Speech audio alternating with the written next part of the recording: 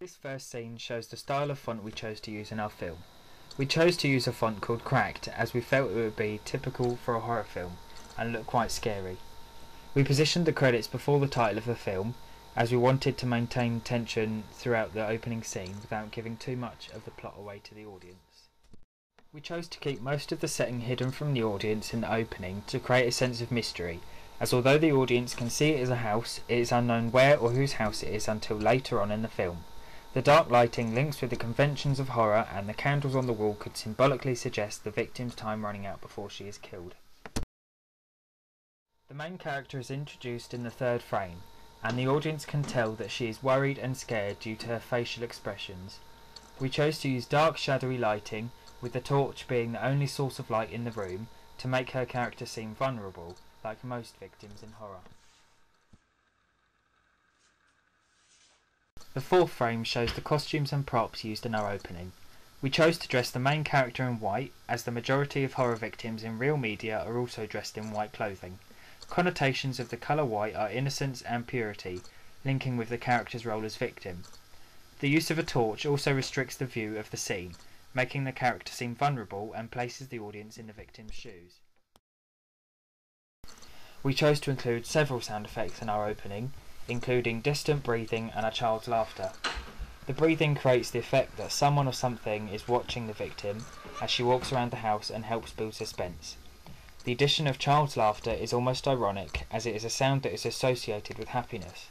However, when placed in the setting of the dark house, it creates a sense of fear. This scene clearly represents the genre of our opening.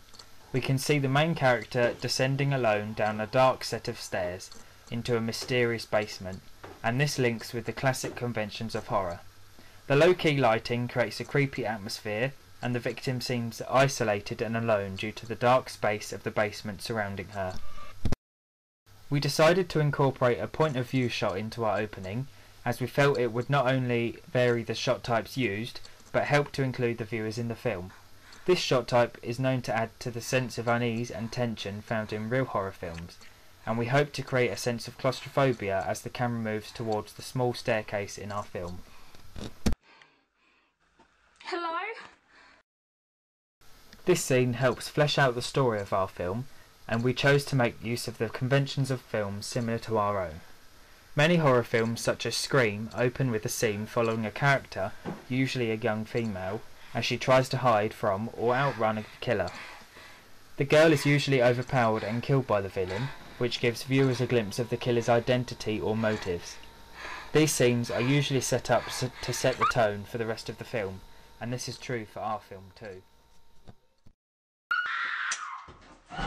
We chose a title for our film that linked in some way with real estate or the process of moving into a new house. We settled on The Occupant as it directly links to the plot of our film and sounds quite sinister. The font's very basic, bold, and is in capitals, making it stand out.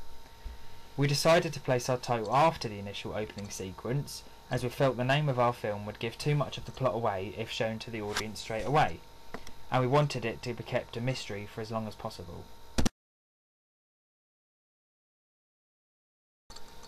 There are many different examples of characters that play the role of victim in horror films, and they all share similarities. Victims in horror are usually dressed in white, and the connotations of this colour are innocence, purity and goodness, which make victims seem even more vulnerable. Examples of horror films that use this convention are Scream, Quarantine, The Ring and Sorority Row. We therefore chose to follow this convention by dressing our main victim, Alice, in a mostly white costume.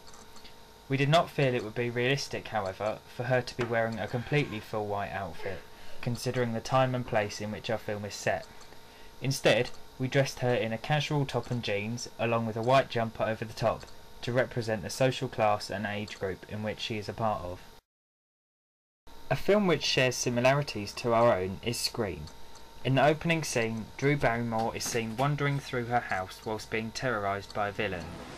The low-key lighting, whilst not being as dark as The Occupant, still evokes a sense of fear. The setting is very similar to our own film, and the victim is of a similar age group and social class to Alice in my own film.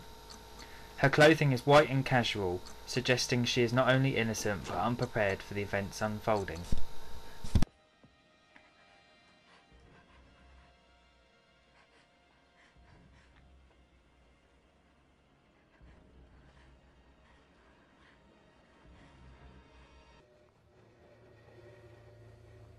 Through placing the victims in isolated environments alone, the audience is made to sympathise with them, perhaps even relating with their characters.